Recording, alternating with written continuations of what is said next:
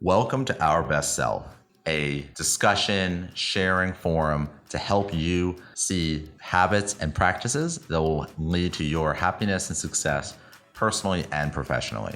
Mental strength, happiness, health, business success, and the gamut at large.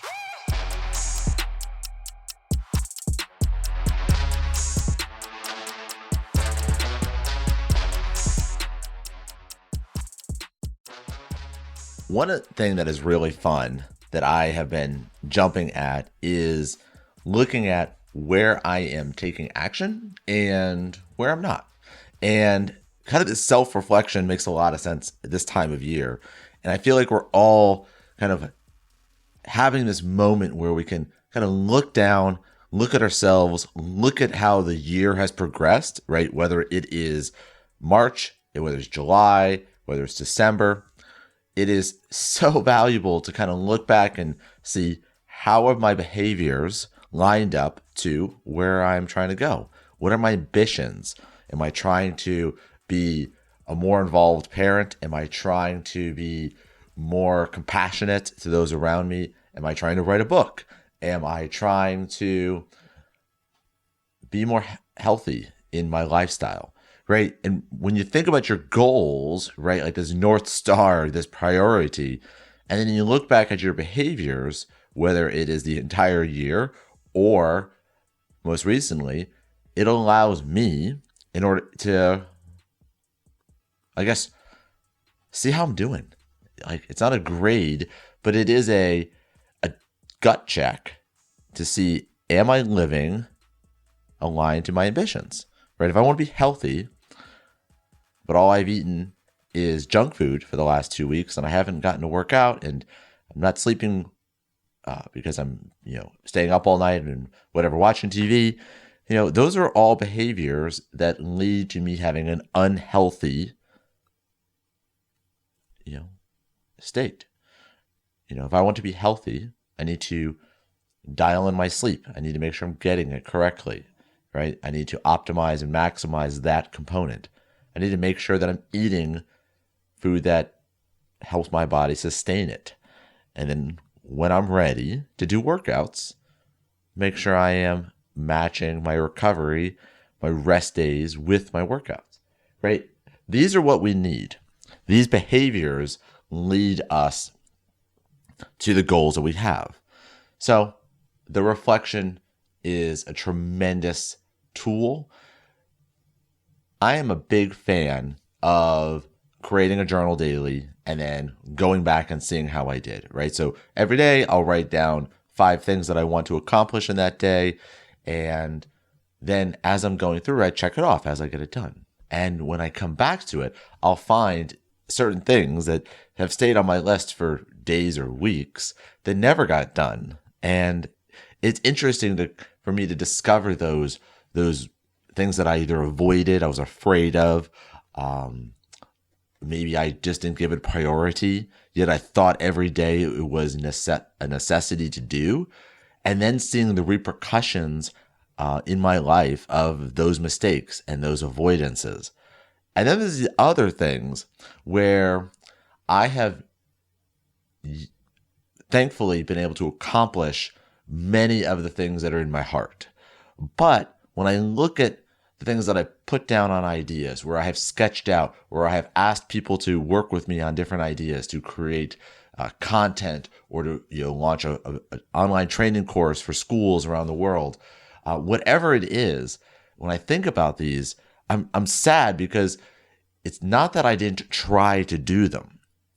It's that I didn't, number one, even try to put it in the world, meaning that I have noticed in myself a bias of visualizing how something can be better. Now, whether it means that I need to talk and have a hard conversation with somebody because they are poisonous into my work environment, or it is to a friend who I think could benefit from some other perspective in where they are, or it is from a business idea or from a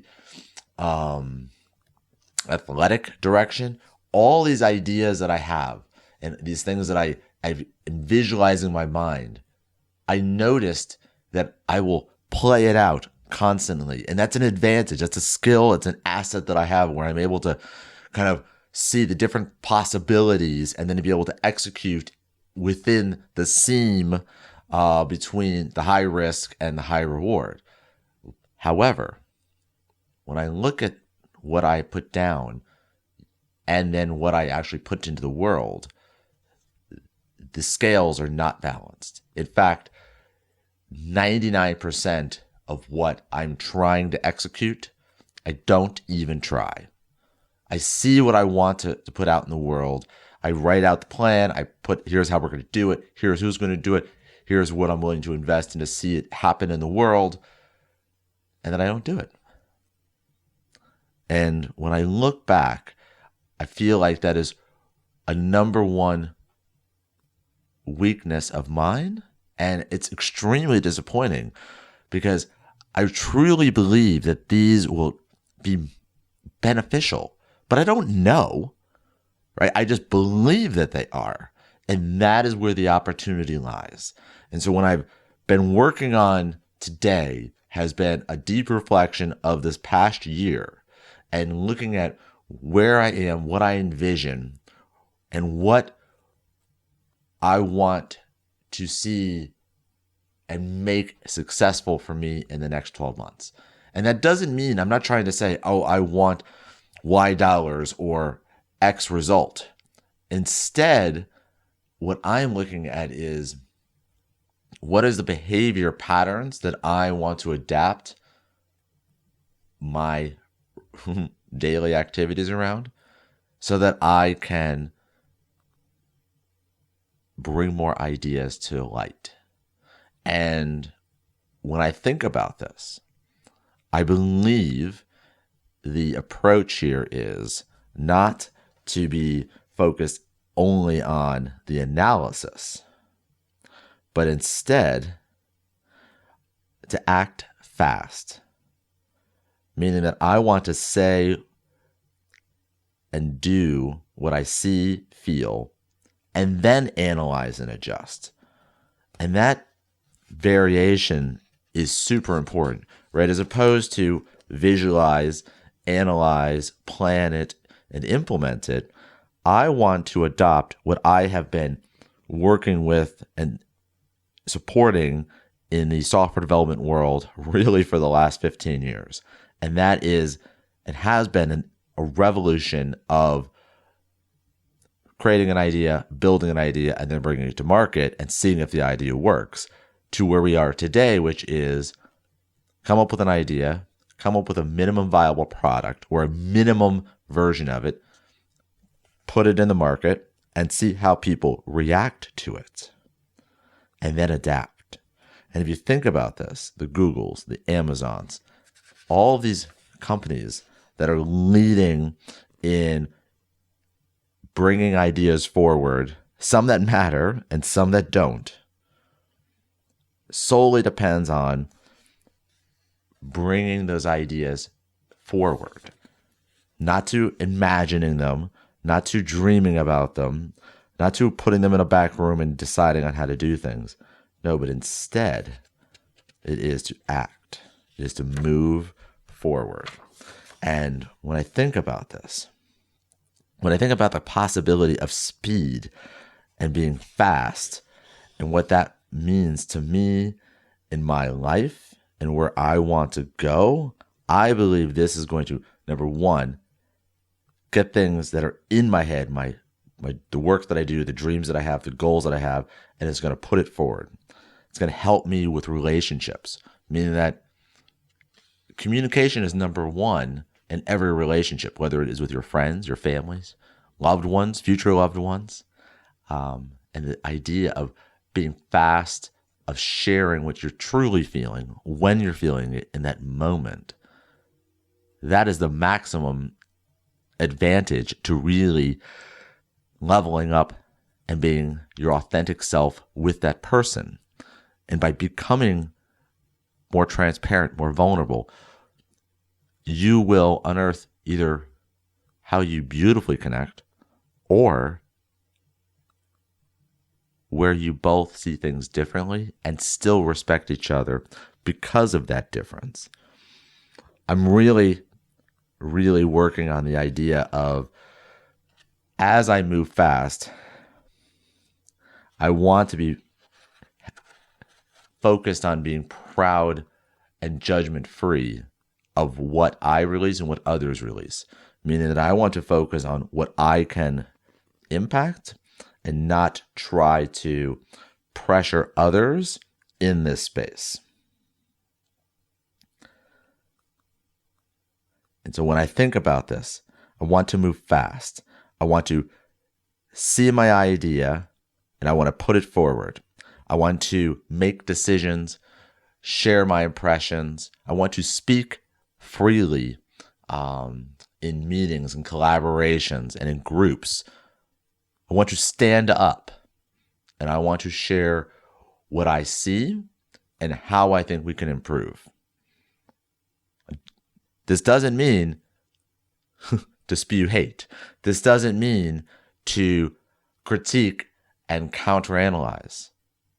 What I mean is that when I see how we're progressing, I want to be a team player and help adjust and enhance what we're doing. Now, there are certainly have been times in 2019 when I look back and I truly thought that this is a big mistake, right? This is a painful moment. I would very much like to forget it. I waited too long to have hard conversations with people that I should have pulled out of my life, people I should have pulled out of my businesses, groups that initiated work that I didn't believe was the maximum use of our resources. And yes, I carried the torch and we achieved the goals, but I feel like we could do so much more.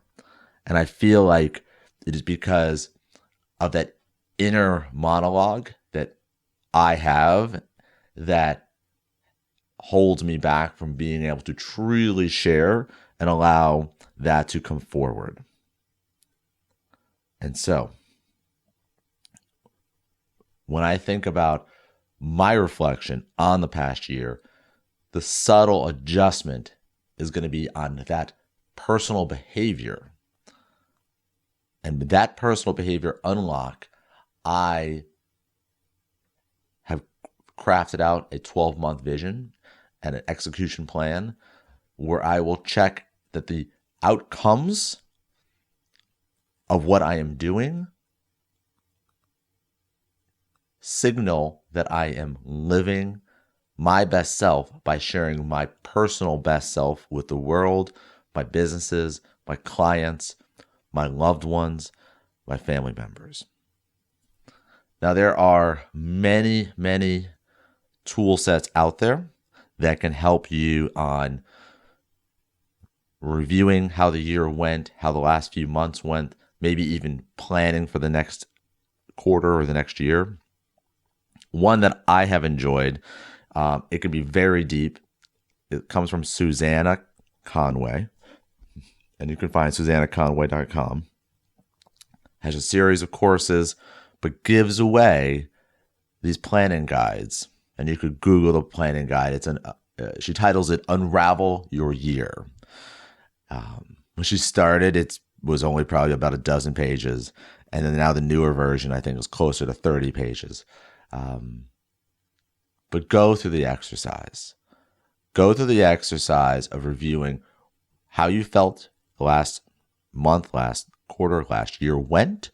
What did you love? What held you back? What would you change? What did you change? And where do you want to go forward? And I believe that with this monologue and with your attention to it, you will be able to unlock what you love and be happier and more successful in both your relationships and your personal and professional ventures.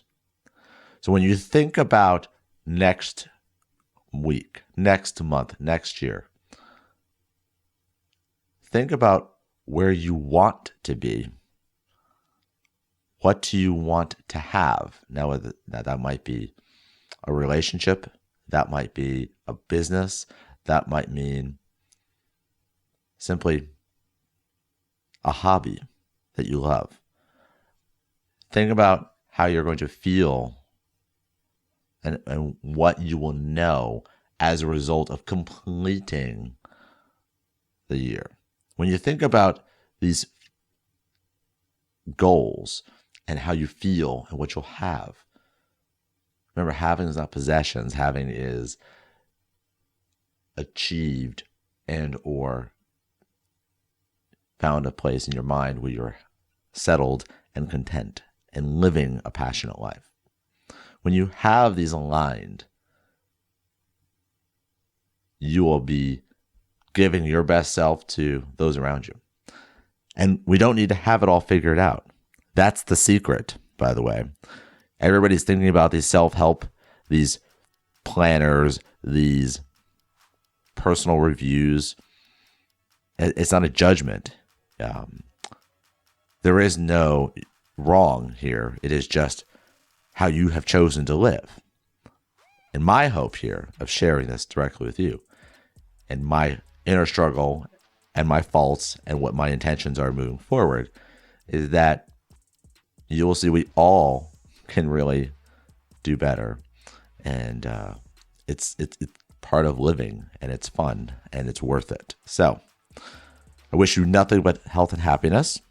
And when you're looking back, look back kindly at your actions and choices. And as you're looking forward, think about how you'll feel and what do you need to change from a habit perspective in order to achieve those goals. And that will arm you for the absolute most success. I appreciate you so much. Have an amazing, amazing day.